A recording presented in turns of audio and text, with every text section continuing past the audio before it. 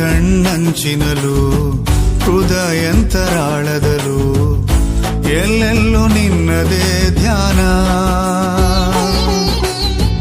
ಮುರಿದ ಮನಸ್ಸಿನಿಂದ ನಿನ್ನನ್ನೇ ಸ್ತುತಿಸುವುದೇ ಆಗೋಯ್ತು ನನ್ನ ಪ್ರಾಣ.